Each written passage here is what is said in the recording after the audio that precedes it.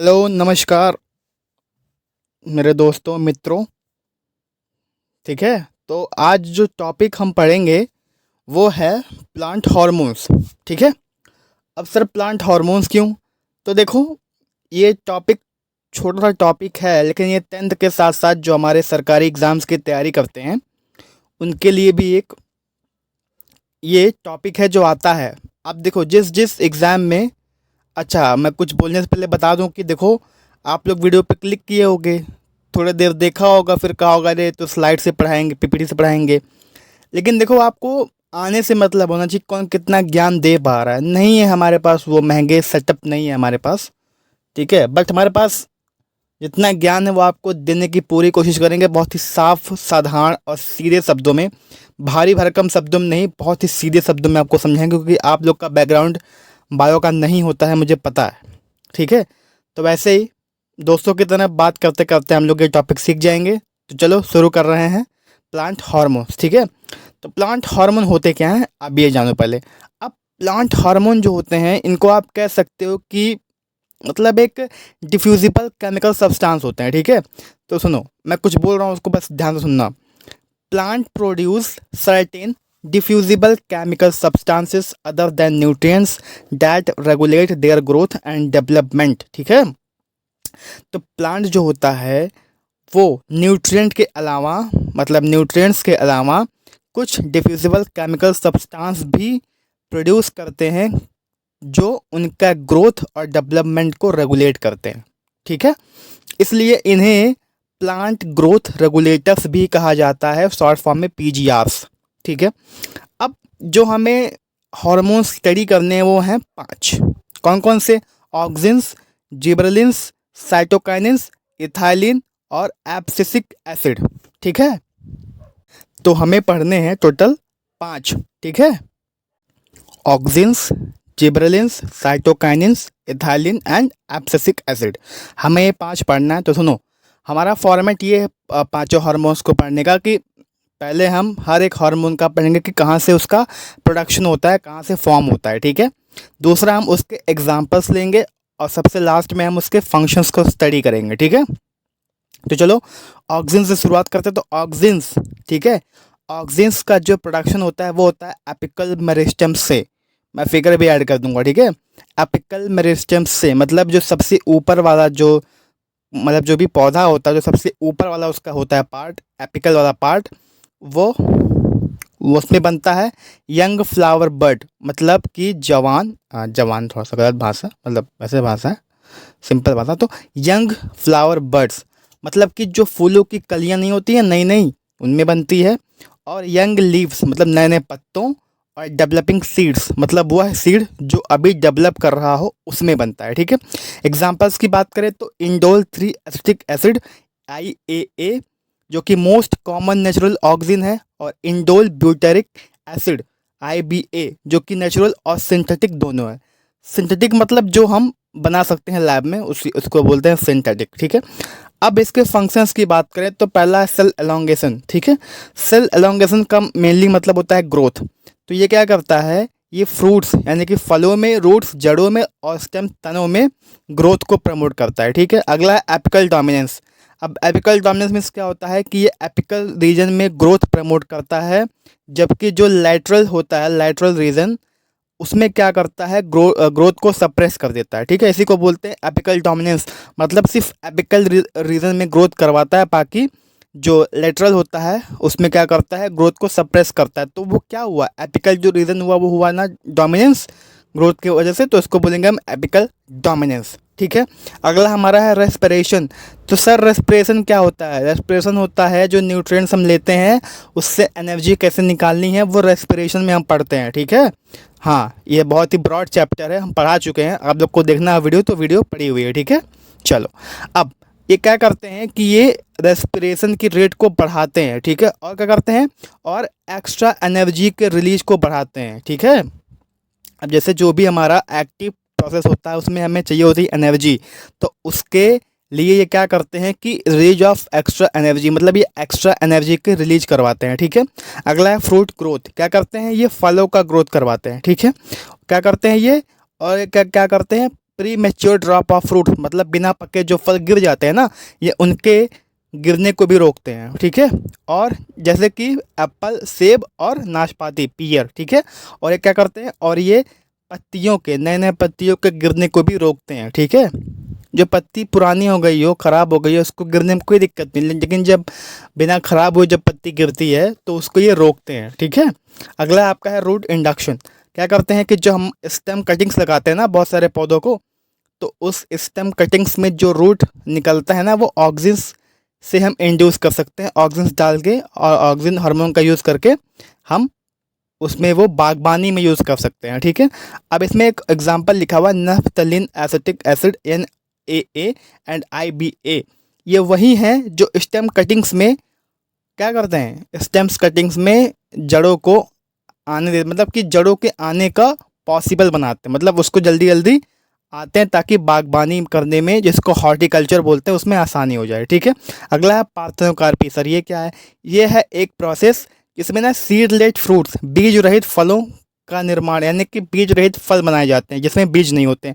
Sir बीज क्यों नहीं होते, क्योंकि ये प्रोसेस ऑफ फर्टिलाइजेशन के, क्योंकि ये फर्टिलाइजेशन किए बिना बनते हैं, ठीक है। पार्थेनोकार्पी का मतलब होता है the process of fruit without the fertilization of ovule. बिना ओव्यूल के फर्टिलाइजेशन के जो फल बनते हैं, बीज रहित फल बनते हैं, उसी को बोलते हैं पार्थेनोकार्पी। अगला इसमें है लास्ट, फ्लावरिंग। ये क्या करते हैं, पाइनएप्पल्स, पाइनएप्पल्स में क्या करते हैं, फ्लावरिंग को प्रमोट करते हैं, यानी कि पाइनएप्पल्स में जो फूल निकलता है वो इसको बढ़ावा देते हैं कि भाई फूल निकालो जल्दी, फूल निकालो, ठीक है। और ये क्या करते हैं, लेट्यूस। एक लेट्यूस जब सर्च करोगे नेट पे ना, तो ये पत्ता गोभी की तरह है, ये उसमें ना फ्लावरिंग को डीले करते हैं, मतलब फ्लावरिंग को आगे खिसका देते हैं कि भैया अभी तुम्हें फ्लावर नहीं देना है, बाद में देना है, ठीक है। अगला हमारा है जिब्रेलिन्स। अब फिर से वही चीज़ फॉलो करेंगे, कहाँ बनता है और इसके एग्जांपल्स क्या और फंक्शंस क्या, ठीक है।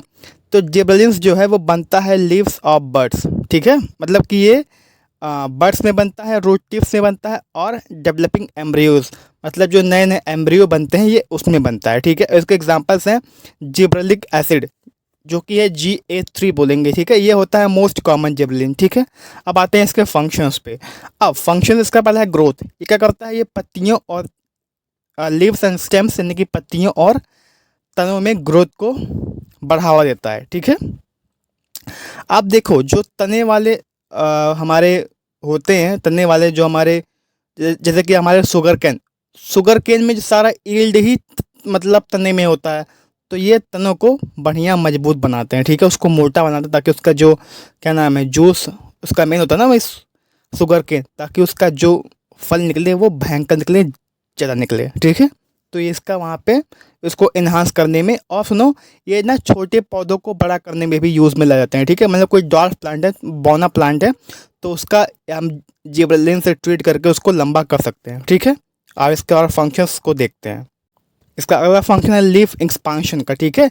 ये जैसे कि मटर, बीन, ककम्बर मतलब खीरा, टमाटर और पेपर, लेट्यूस और कैबेज, पत्ता गोभी में क्या करते हैं, उनके पत्तियों को चौड़ा करने में हेल्प करते हैं, ठीक है। उनके पत्तियों को फैलाने में या फिर चौड़ा करने में हेल्प करते हैं। अगर अब उसको हम जिब्रेलिन से ट्रीट करेंगे तो उसके पत्ते बड़े बड़े बनेंगे, ठीक है।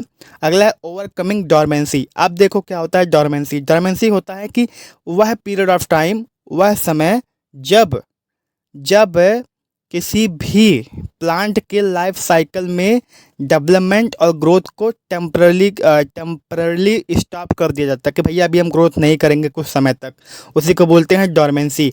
तो ये क्या करता है, कलियों और सीड्स के डोरमेंसी को ब्रेक करता है कि भाई बाहर आ जाओ, ये वो काम करता है, ठीक है। अगला है पार्थेनोकार्पी। अब वही जो हमने पढ़ाया कि सीडलेस फ्रूट वाला टॉपिक, वही चीज़ है कि ये सीडलेस फ्रूट बनाते हैं, जैसे कि सेब और नाशपाती, एप्पल एंड पियर में, ठीक है। अगला है फ्रूट साइज। ये फ्रूट साइज को बढ़ाते हैं जिब्रेलिन्स, ठीक है।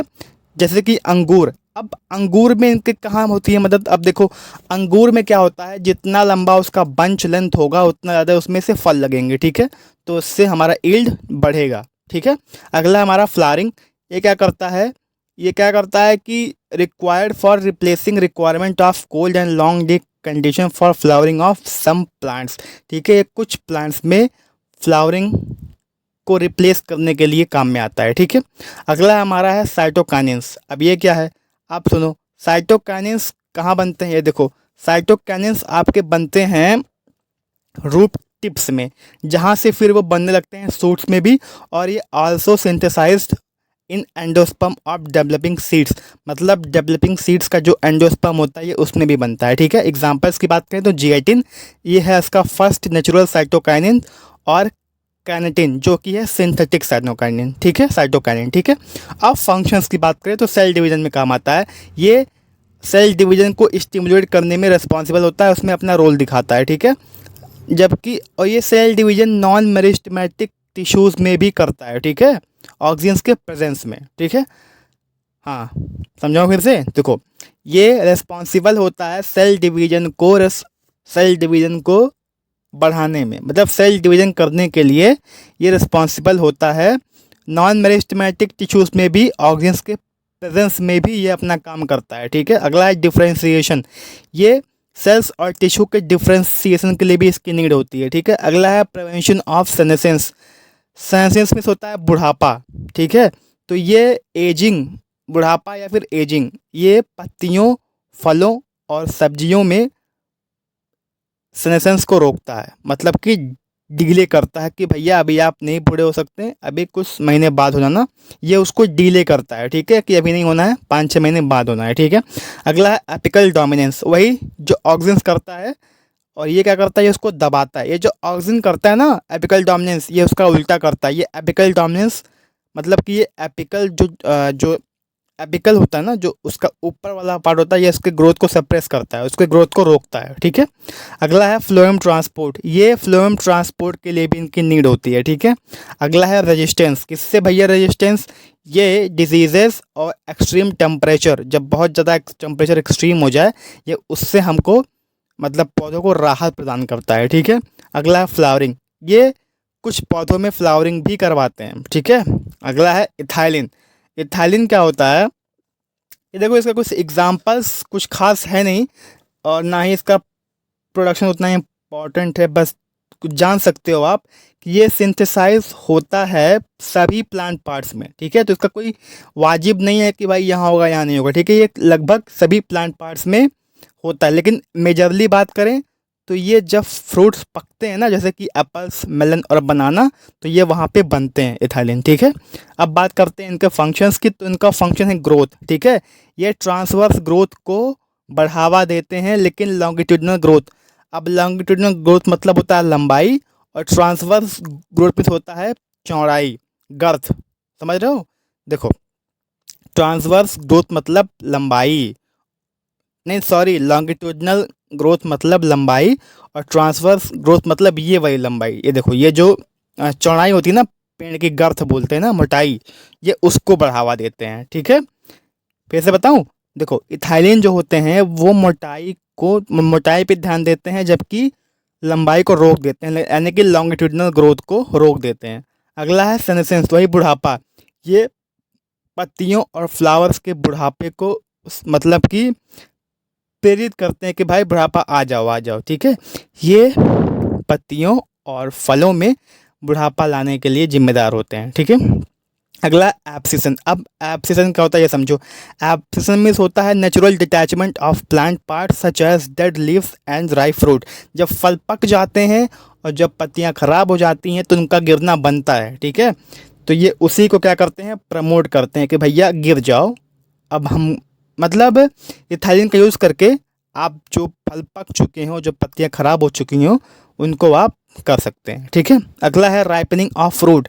ये फलों के पकने में, जो गुदेदार होते हैं ना फल, जैसे कि हमारे सेब और बनाना, ये उसमें हमारी हेल्प करते हैं, उन फलों को पकाने में हमारी हेल्प करते हैं। ठीक है, अगला है डॉर्मेंसी।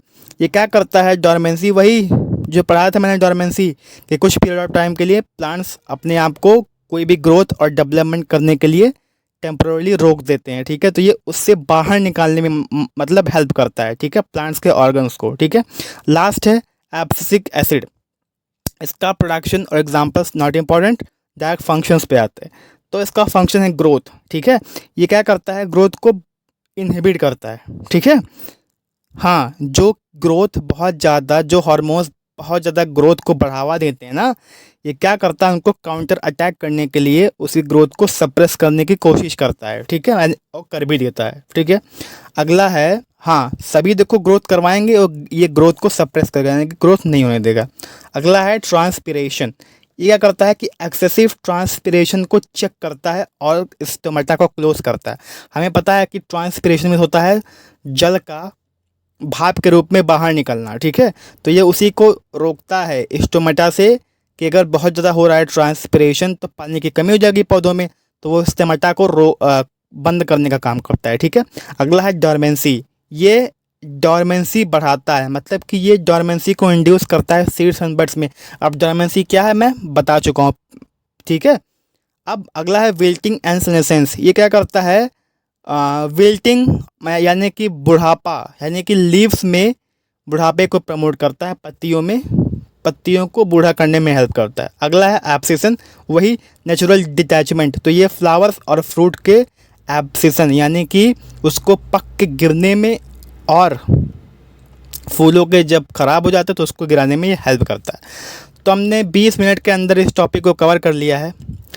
अब मुझे नहीं पता मैंने कैसा पढ़ाया, बट जितनी भी जानकारी आपको मिलनी चाहिए थी सब आपको मिली।